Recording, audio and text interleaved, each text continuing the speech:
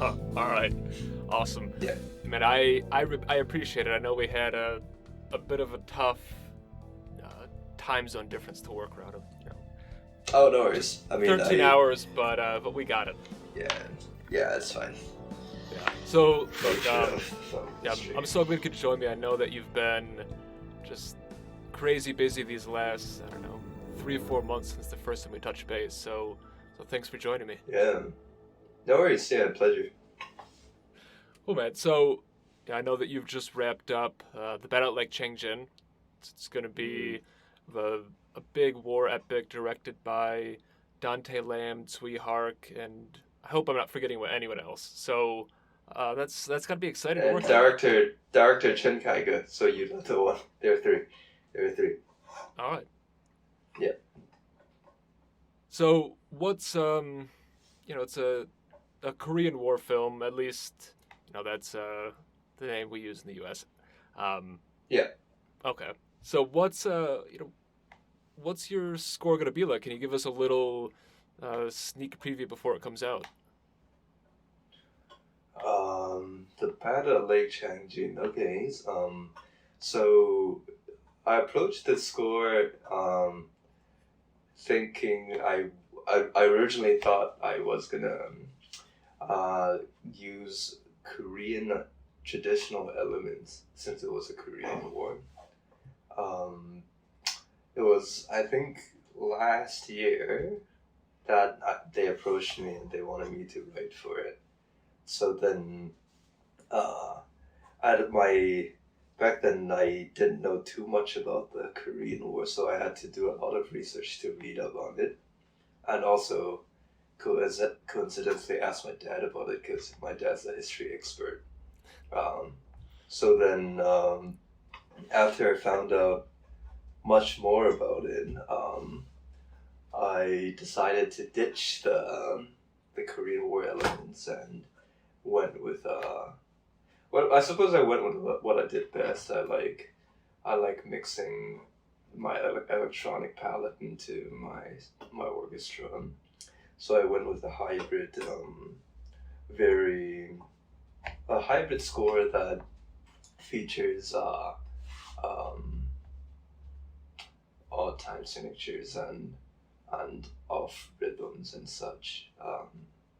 Mainly, I did that mainly because um, when I do films with a very heavy sound effect department, I like to do things that don't necessarily conflict with the effects department. So like gunshots, explosions. Uh, I don't want to do things that sound similar to that department. So then, in the mix of the movie, both of us, as in myself and the sound designer and the effects guy, both our work kind of pops up, and we don't fight with each other. So yeah, that's the kind of approach I took.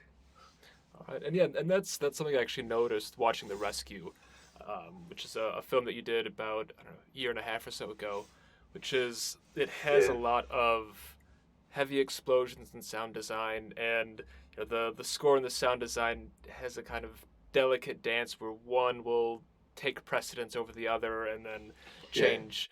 So yeah, so I always imagine that that's got to be a tough balance. So what are yeah. some of the sounds or instruments or palette specifics that you use to make sure that there isn't that sort of clash? Oh, wow, good question.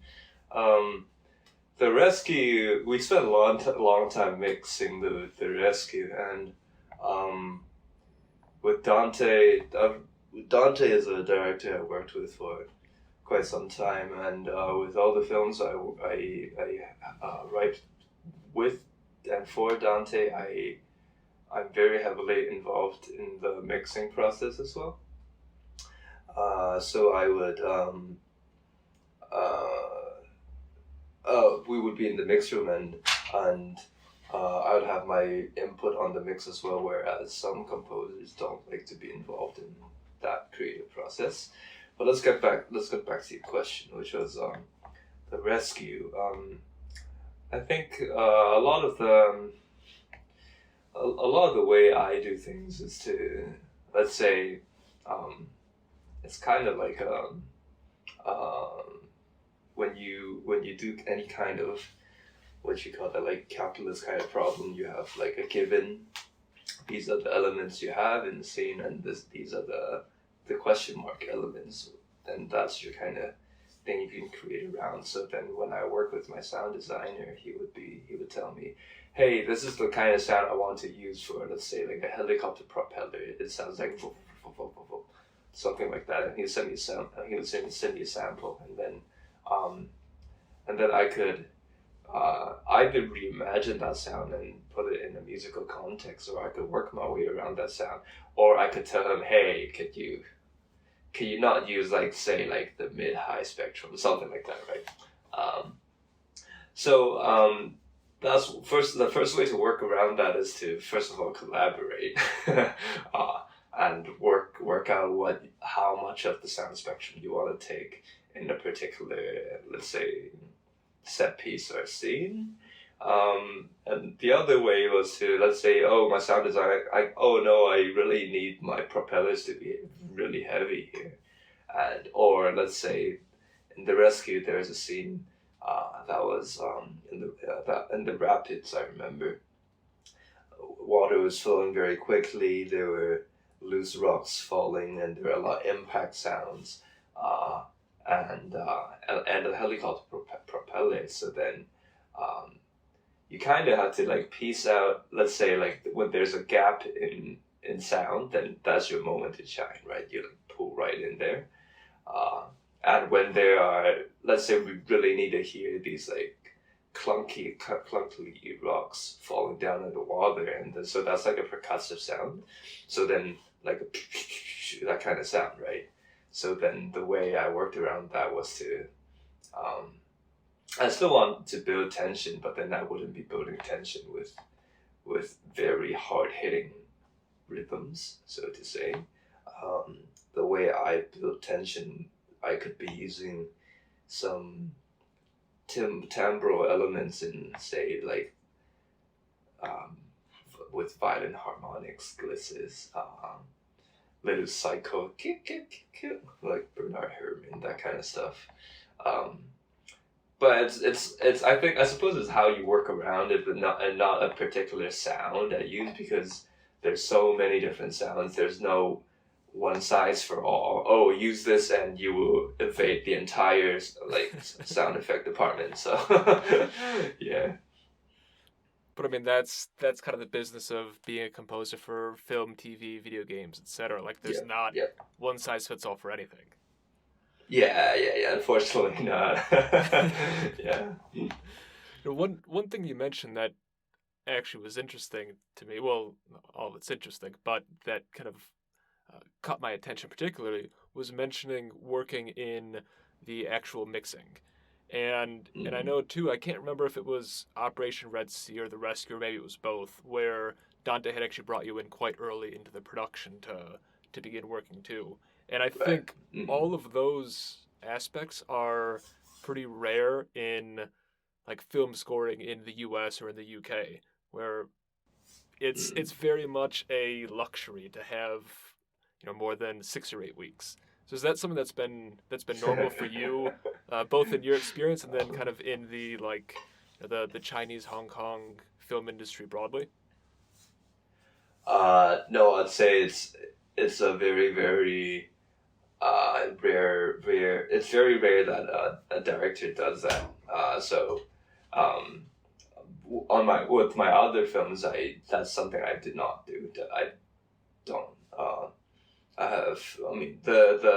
When you first got in touch with me, I was working on the Battle of Lake Changjin and actually another film as well. So I was on 2 films, and that film's released next year in Chinese New Year. So for that film, it was a very standard protocol, so to say. They wrapped cutting, and then they were looking for composers, and then the production company called my agent, and so on and so forth. So pretty standard procedures. With Dante, it's different because Battle of Lake Changjin is our 4th project together.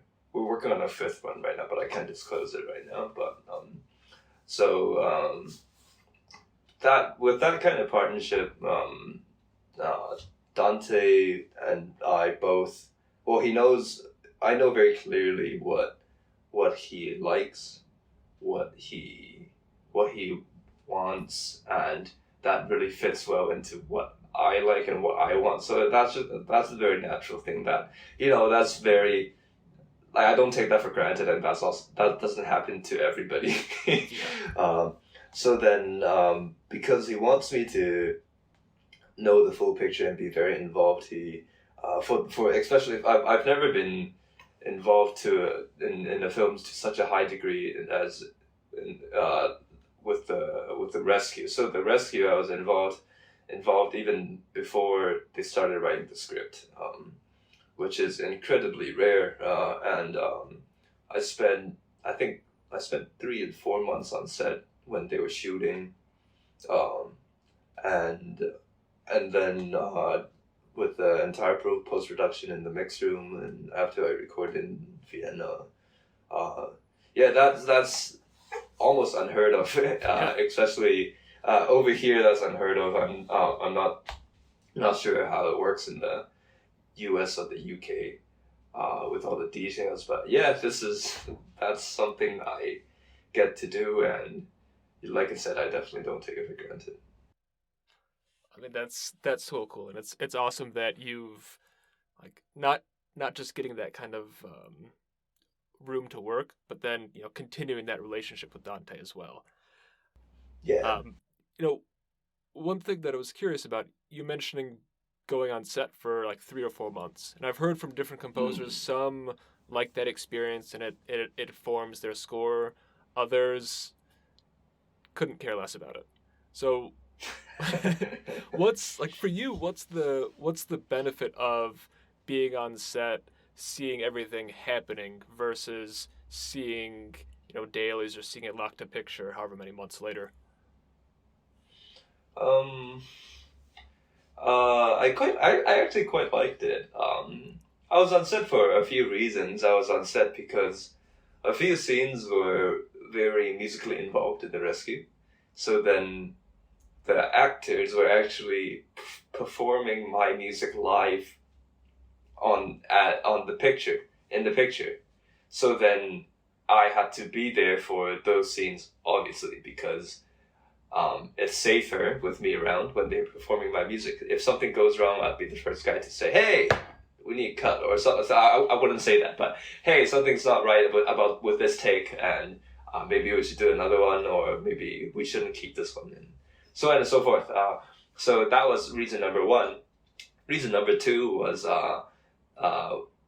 there's a very integral part of the script that is very heavily score related. So then the screenwriter actually wrote in the script where Elliot's gonna write a piece here, and that was part of the script.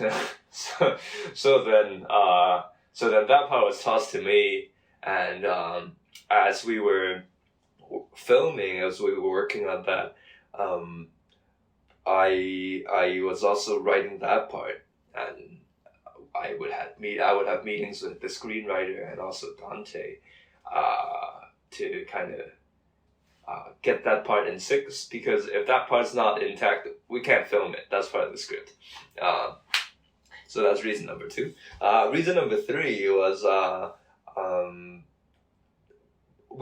haven't been able to. Or we had some ideas of what we want the rescue to sound like musically. Both I had some ideas, Dante had some ideas, but we haven't been able to.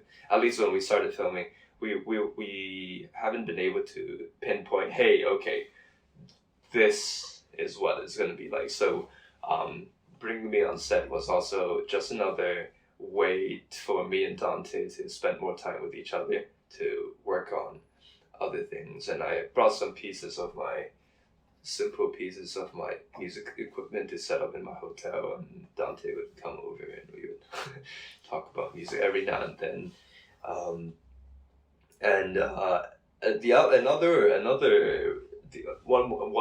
other thing we did was how I was able to well, initially I had some themes written down, so then the cast and some members of the crew, they were able to listen to that and say, oh, okay, so then they had a better picture of what's going on too.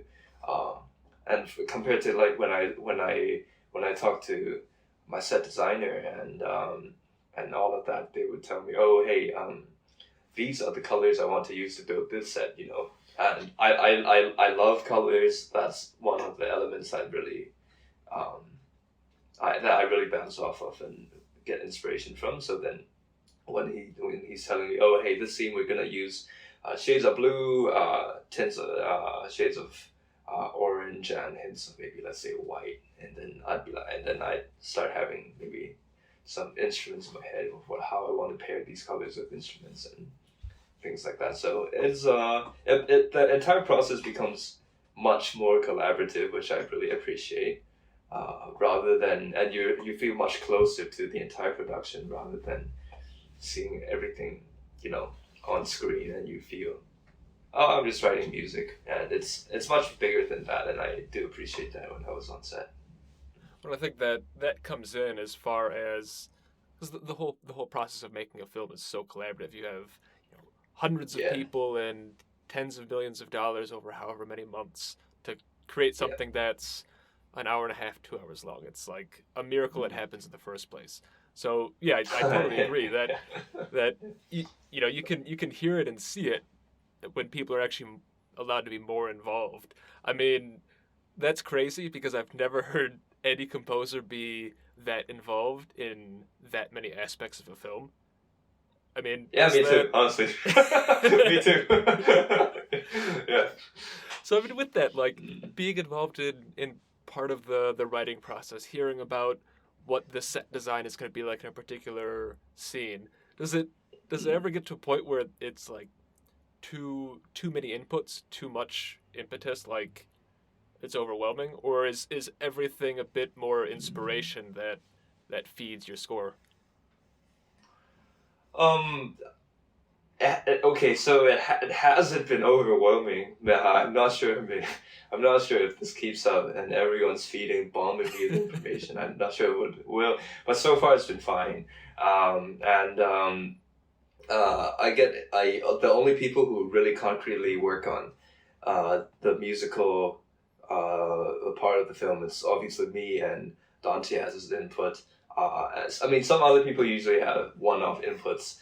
And sometimes I listen to them, sometimes I don't.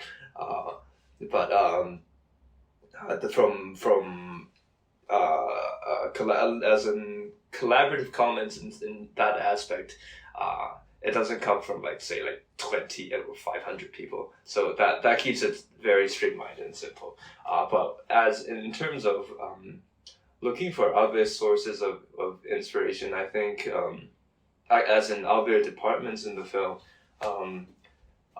I think it was me who asked for these things at first. I asked for what colors he was gonna use. Martin, that's his name. And then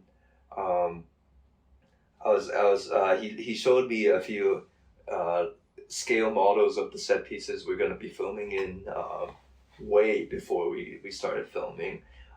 So essentially, I went into the world he created in. It's like the architect in the Inception. So I was I was in his world. He was showing me around, and that was fun for me. It was new for me. I've never worked with a set designer in that, like, in such a close way, because I'm in post-production, he's in pre-production. And so then I didn't have any like let's say themes or instruments, so to say, when he was speaking, maybe like one or two, but then it was quite intriguing when he was explaining what he was thinking when he saw the script, like things like that. And when the cinematographer was rehearsing his angles and how he has so much poetic movement in some of these shots that I never imagined, and that, let's say, that movement could be like that I definitely took some of his cinematography movement and I made it into a few phrases of melodic contours following his, let's say it goes up, it very gently flows down, that kind of thing. And I'd say it's been more helpful than it was not, for the most part. And I quite enjoyed it. Even some of the how one of the actors, her name was Shin Zule, and she was the one I worked closest with. As she had to perform a part of my score live, and the way she portrayed the character was completely different of how I thought an actor would, and so then I actually changed her theme when I after I worked 2-3 months with her. I actually completely scrapped the theme before and I rewrote it because of how differently I thought the character would be portrayed.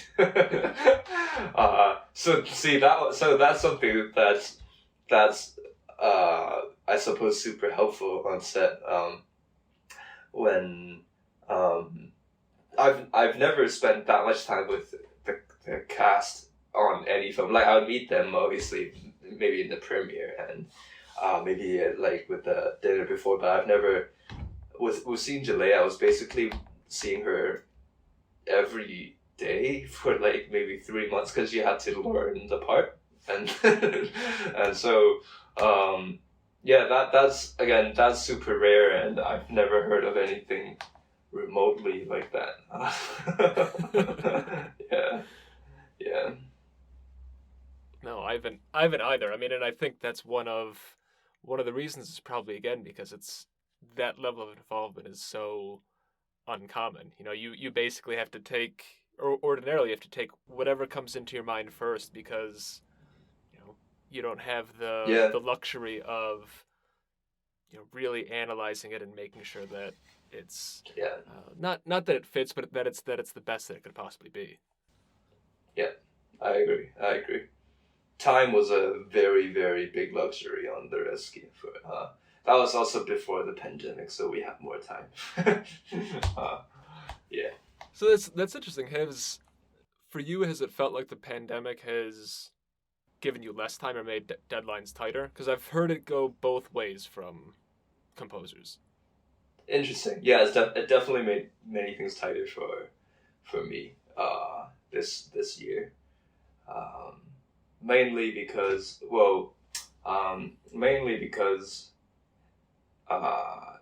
they didn't know no one knew when cinemas were gonna open again, and so when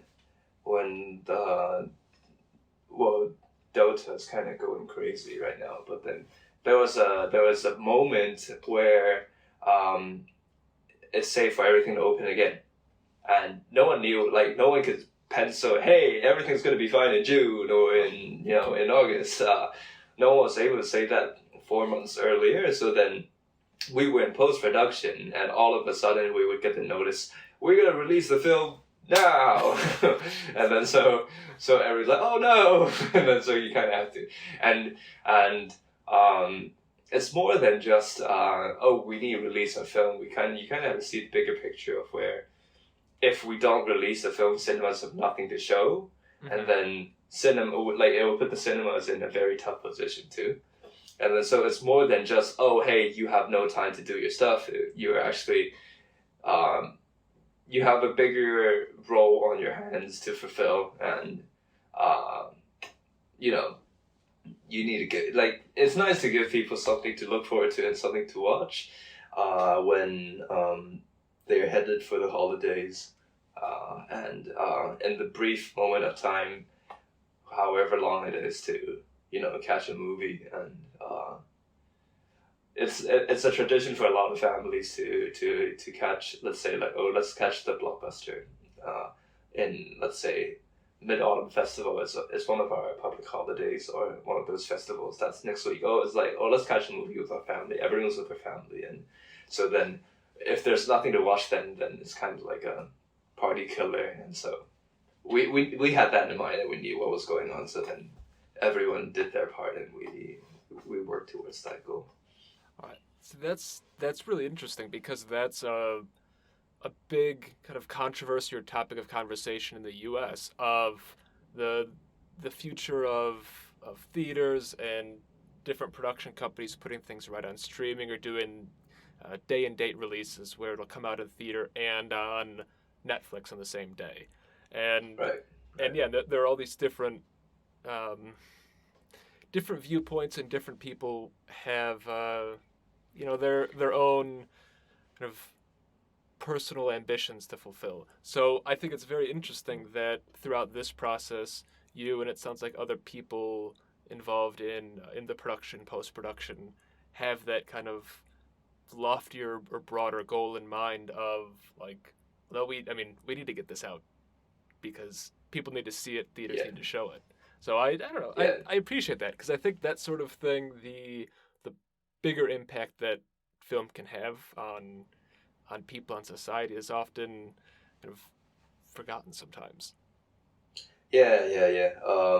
I mean, that's something I did when I was a kid. Or even that's something I do when I'm like not working on killer deadlines right now. Every weekend I'd be catching a film. I mean, I still need to see Dune. That's released like I think 2 days ago. I need to catch it maybe like next weekend or something. But most of my childhood was very film heavy, and that's the same with a lot of people here, and a lot of times when filmmakers or even just myself when I work on a film, it becomes you forget the impact the film's gonna have, and you're like, oh, I wrote for it, but you forget, oh, this film, like basically like everyone's gonna watch it. Like the film I just worked on, basically everyone's gonna watch it if they have the opportunity to. So when you kind of think about that as you're working, you're like, oh, okay, yeah, I probably should get on working, huh? And I don't know how. I'm not sure how the whole streaming. It's definitely not playing out as the U.S. How streaming is playing out over here. People still love the cinema because it's it's a cinematic spectacle. You go to the cinema, and you have a big screen. You have the great sound system, and for I think it's for a lot of families. It's actually and friends, so to say. It's part. The cinema is great, and there's also part tradition. It's just there's a big festival. We're supposed to watch a movie.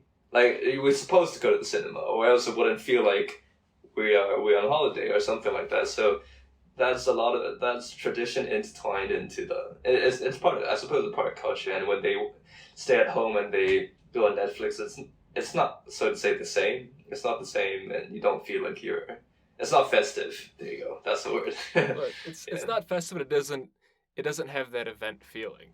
Like something. Yeah, exactly. In the U.S., like, or I guess, hell, it was everywhere. Like Infinity War and Endgame, all coming out around the same time, right. and like, right.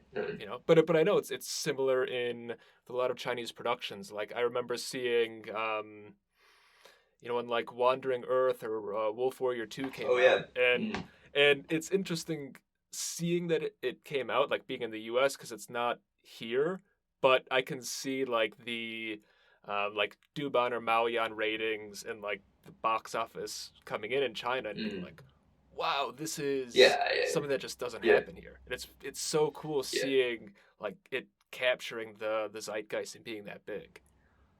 Yeah. Those are great movies. I really liked The Wandering Earth. I think that was like 3 years ago. It felt like last year, but it definitely is not. Excuse me. Yeah, gone. But so what are, I guess, like, we'll stay on this narrative for a little bit. Moving away from some of the pure film music stuff. Talking about you seeing movies very often.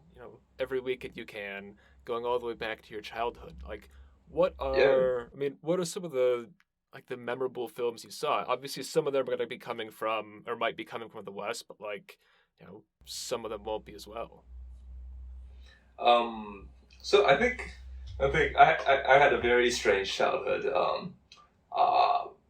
my Saturdays for the longest time went from 8 a.m. to 6 p.m. in music school. I was in the orchestra. I was playing cello for the most part, and then after 6 p.m. usually I'd go to concerts. So it was 8 to 10 maybe, 8 a.m. to 10 p.m. So that was like a Saturday was like concert day or music day, and then Sunday would be like, oh, let's catch a film, watch a film, and a film day. And as a kid, because I think I've been playing orchestra since I was like 5 years old or something, or 6, some number like that. So then because I was in orchestra so early, all the films I watched on Sunday, obviously I would, because the day before I was in very intensive orchestra, so then the next day I would be, oh hey, look at all these orchestral instruments playing in the film. So then I remember, I think the first film I managed to do that was The Lion King. Like the animation one, not, Yeah. the one they released last year. But yeah, like that one, that was one of the first films I had. I can still recall being a kid and being able to pinpoint all the instruments and, oh hey, there's a melody here. Obviously I can't use like the terminology I do now, but then I was, hey, there's a oboe or whatever, and then I ended up watching that a few times and I didn't know it was called film scoring then. I just thought, there's music that goes with the film and everything managed to sync up, and I thought that was super cool as a kid. And then there are some other movies from Hong Kong then that also had that kind of impact in another way. So I think when I was a kid, a lot of these Disney movies, I watched a lot of Disney movies, like anything around the Lion King ballpark I probably watched, and that kind of that sort of film scoring and song even sometimes, because like The Little Mermaid, that's like a musical almost. There's so many songs and I suppose that was like the fun thing to do, but I never really thought I was gonna go into that direction. But yeah, I if I had to pick one as a kid, that definitely would be Lion King, when he held up Simba and Pride Rock. I remember those moments very clearly. Yeah. So that's so funny. The Lion King is also that's the first movie I ever saw in theaters as well. Oh, cool! Yeah, yeah, yeah. I had no musical talent, so I couldn't pinpoint anything. But I'm sure who knows? I've seen that movie a million times. Yeah. And we talked about Wandering Earth really briefly, and I know the composer for that's Rock Chen. It's Rock. Yeah. Yeah, and it's one thing that does frustrate me from like the U.S. centric point of view is that so many composers outside of like the U.S. and the U.K. just it's kind of as if they don't exist here. There isn't that sort of inroad. I mean, I don't know. It sounds a little blunt, but unfortunately it's true. Yeah. Like, there are tons of like Bollywood composers, for instance, who you go on Spotify and have hundreds of thousands of listens a month, but no one in the U.S. knows who they are. So, Right. Rock Chen, I know Leon Ko was actually someone that you had worked with when you were first starting out in film music. Who are some other like contemporary, Chinese composers that you think people should know about, or that that you enjoy as well? I mean, definitely Tan Dun. Tan Dun is well, I mean, you go into any kind of music environment and you name Tan Dun over here and everyone know who he is. He was the guy who wrote the fantastic score to hidden so it's hidden tiger, crouching dragon. I always mix the English up. Crouching tiger, hidden dragon. Yeah. There we go. Yeah, I always mix it up with the English translation. That's a phenomenal score, and his works are I think because of his background, his works are very, very unique. Actually, most of his works are in the concert hall, so he writes for the orchestra, or for ensembles, or for nature elements, for water and rocks, like stuff like that.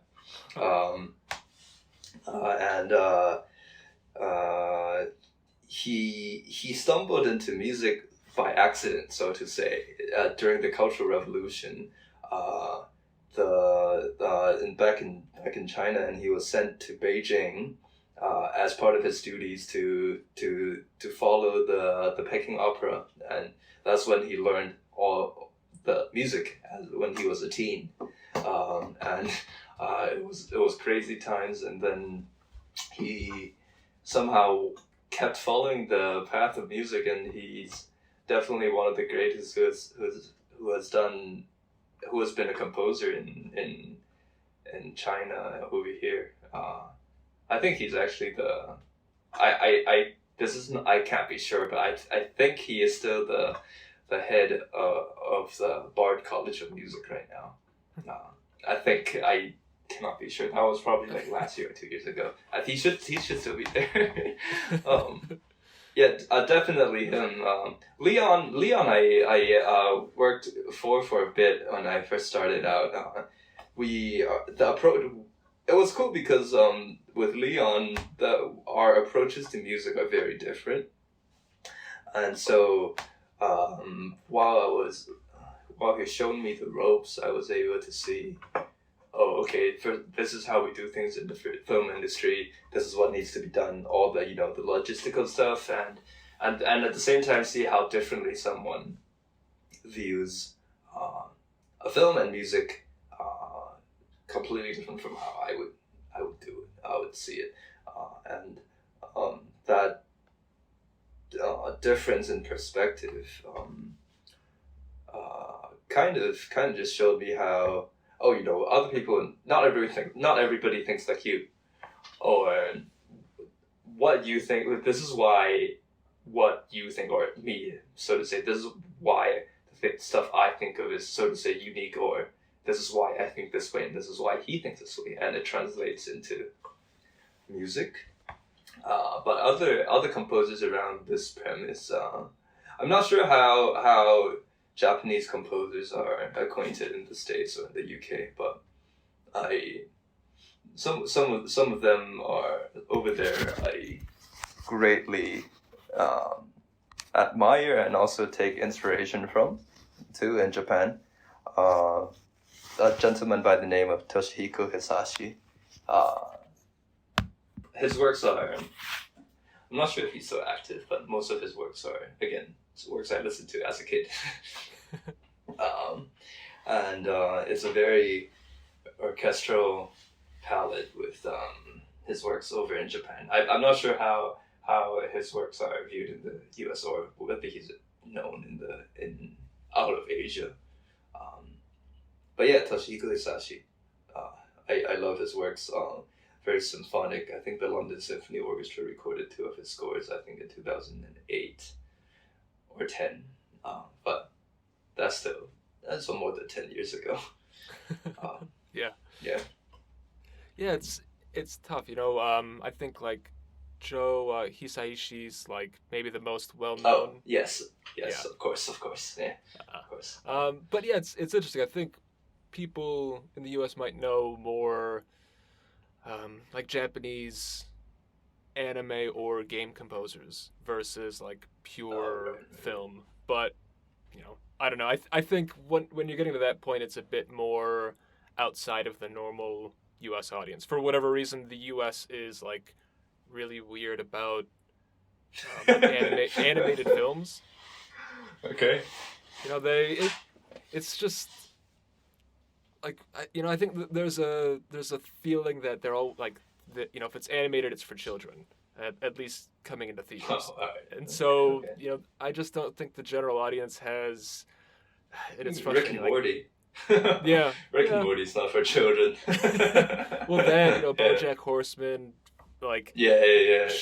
animated shows can be for adults, but like we haven't gotten to the point where like animated movies can be, or like anime I has see. that.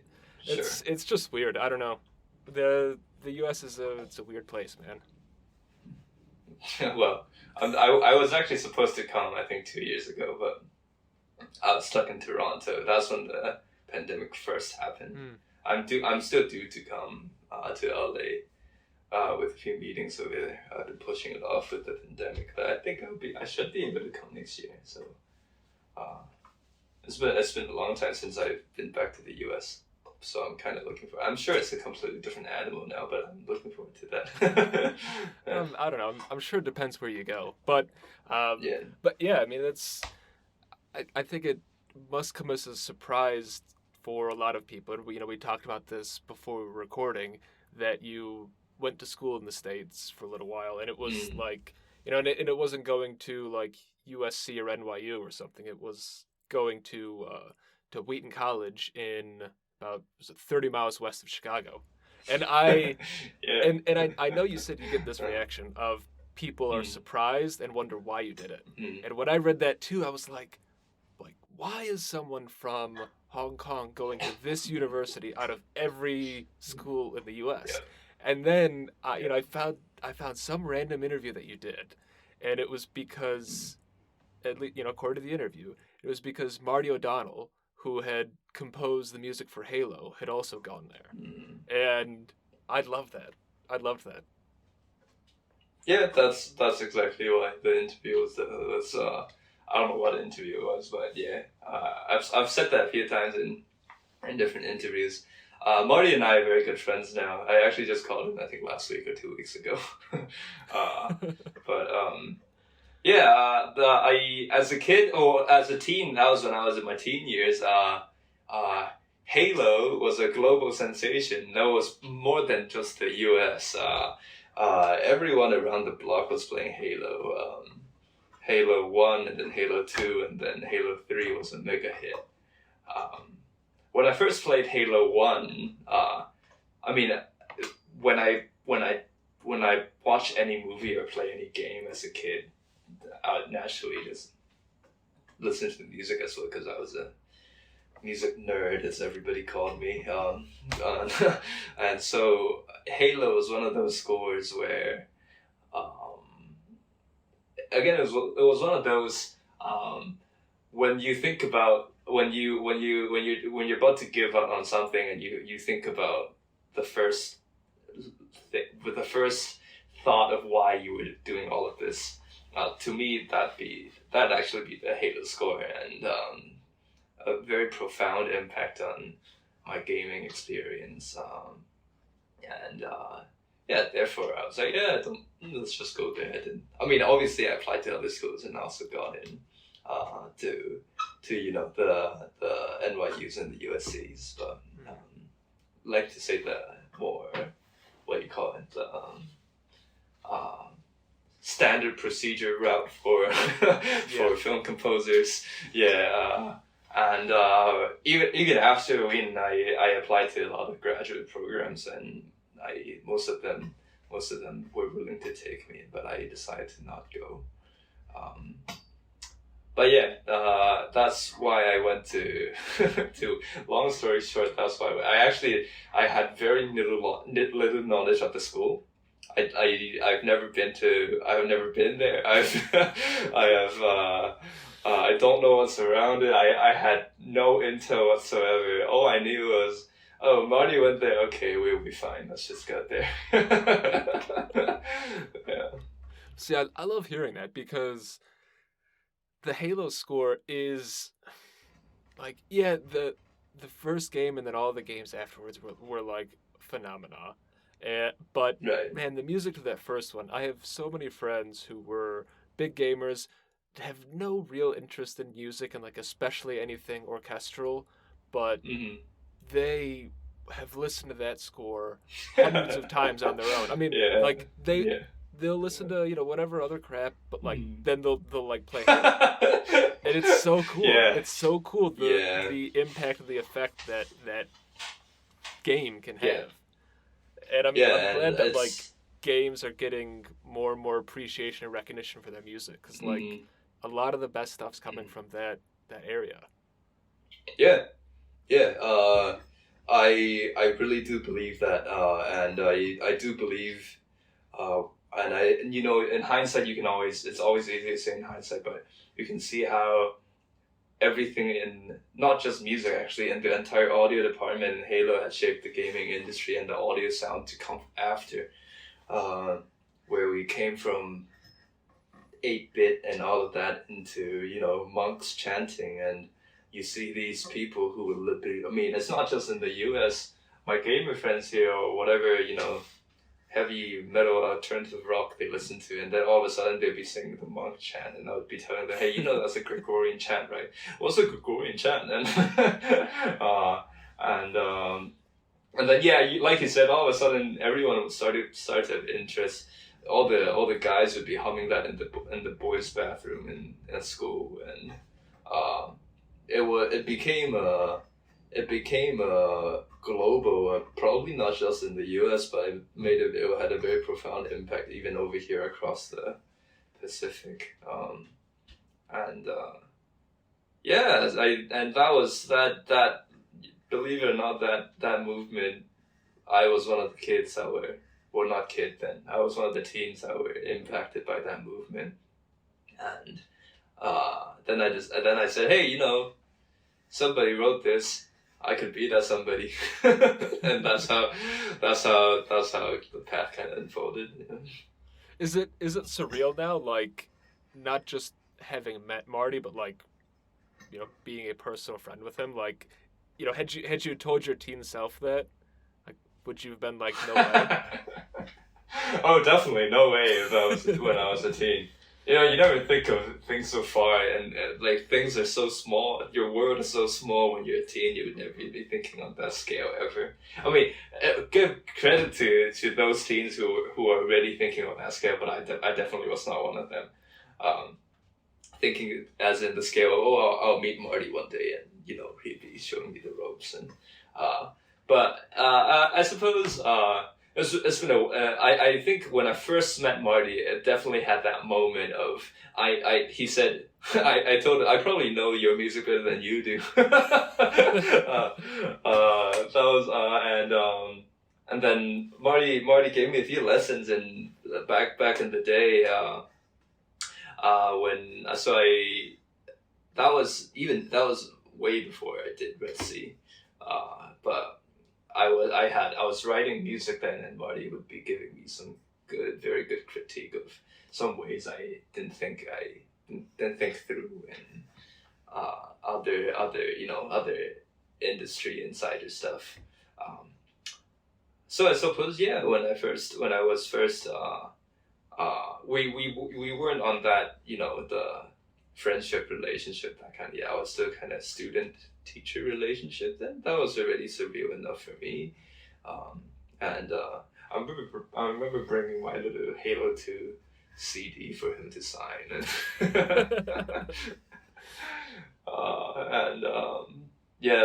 and then after a while we became friends. I was Marty essentially back in the day. Marty gave me a checklist of what I should be doing if I really wanted to make it, and then I just kind of followed that checklist and did a lot of things. Now the checklist wasn't okay, go do this, do this, as this is how you should be mentally thinking. This is what you should be doing with your free time. It's that kind of thing, because as we all know, there's no one size checklist of how to be a film composer. But there are things you can do to, help yourself be in a better position. So then those are the things Marty helped told me I should be doing, and I did all of that, and here I am, and so he helped me quite a bit, and we have we go on. Well, he's obviously not over here, so then it would be on FaceTime or Discord, we'd be either talking about music or just, joking around, having a good time. No. Yeah. I love it. That's so cool. And I don't want you to give away any of your, secrets of success. But is there anything from the checklist that you can share? Because some of the people that listen are, composers or burgeoning composers. So is there anything that you could share that, might help them on their path as well? I think even before my so I'd say when I was 14 or 15, something like that. Um that was when I first had the thought of, okay, I think I want to be a film composer. Prior to that, I actually wanted to be a conductor for the longest time because I was an orchestra nerd.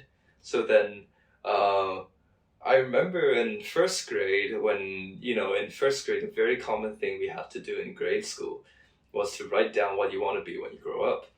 And then, so in first grade, I wrote down I wanted to be a conductor because when I was in the orchestra, then the guy waving his arms looked like he was cool, and and I wanted to be that guy.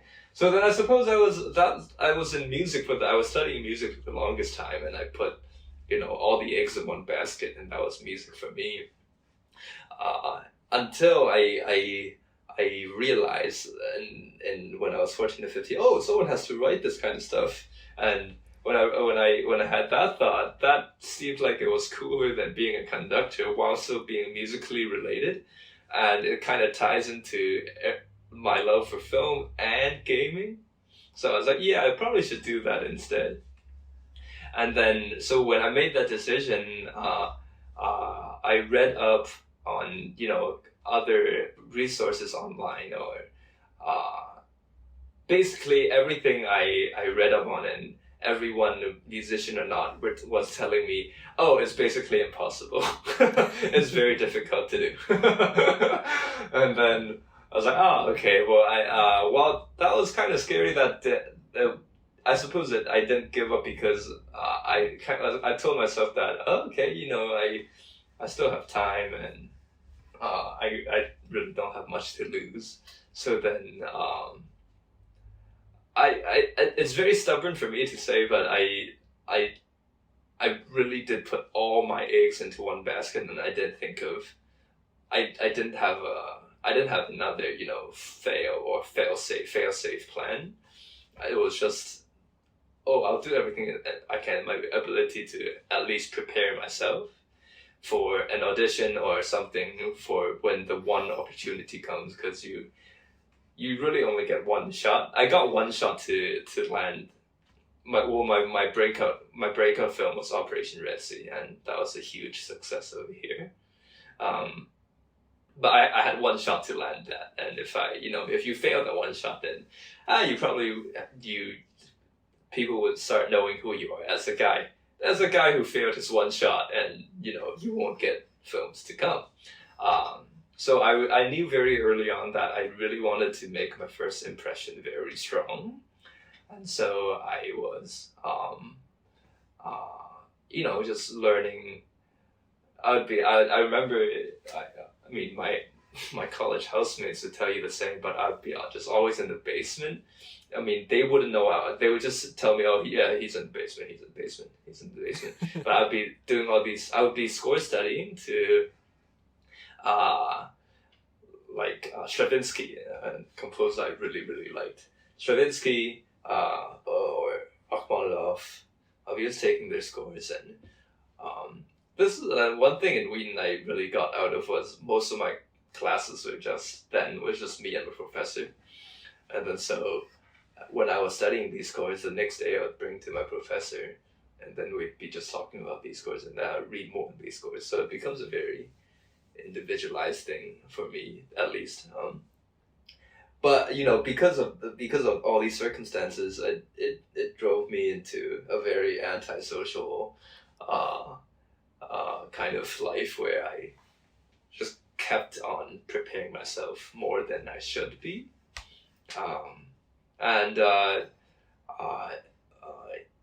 and I was a big gamer when I was a kid, and this is one analogy I always told some of my friends. So I'm not sure if people play Pokemon in the States, but Pokemon is a game. Oh, yeah. Pokemon is a game I play. I don't play anymore, but like I don't know what the new ones are.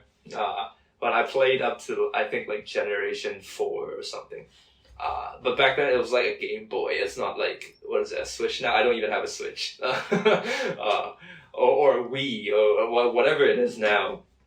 Back then when you play on a Game Boy, you would always like all of my friends would like the point of the Pokemon for everyone who doesn't know what it is you have a team of Pokemon of these guys on your team, and you fight the champion. You overtake the champion. And when you beat the champion, you basically win the game, right?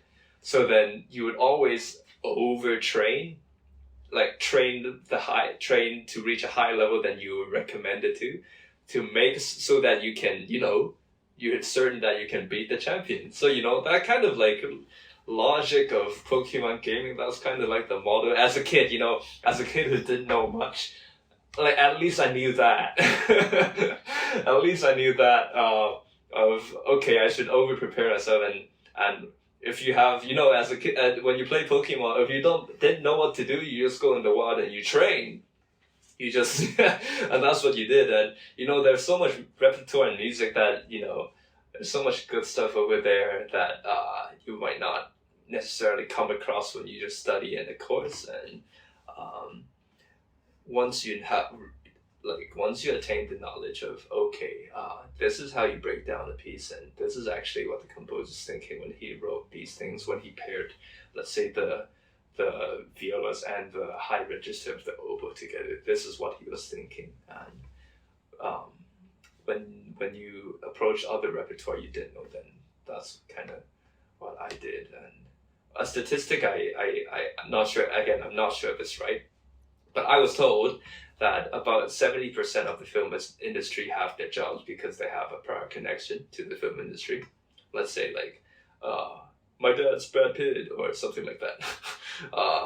And the 38% is the rest of the world, and you try to fight for that 30%, whatever post you are. And film composers is one of the many roles in the film industry. Again, I'm not sure if that's true, but these kind of scary statistics and everyone telling me how hard it is, it was just kind of like motivation for me to, you better work harder because, it's very tough. And I was warned early on, so I was kind of mentally prepared how hard it was. And lo and behold, yeah, it was pretty hard, but then, we got through that. And so yeah, I'm talking about it now. Yeah. Yeah, and whether or not that's true, like the principle remains the same. But I've got to say, like Pokemon, I remember when it came out on Game Boy in the mid or late 90s in the US, and like it was massive. I had it, and everyone I know had it, and then I have no idea what they're on now, but like I think it's still pretty popular. I never expected that anyone to ever hear a Pokemon analogy for film scoring, but you know what? It's really apt. I was more of a Final Fantasy guy as far as the overtraining, but Sure, same principles. Same principles. Yeah. So, look, Elliot, I hate to end this now, but it's getting late for me. I need to go to bed. My wife's probably wondering where the hell I am. But hey, man, I appreciate you joining me so much, and I'm looking forward to the release of the Battle of Lake Changjin. Who knows whether it'll get a release in the U.S., but hopefully at some point. Yeah.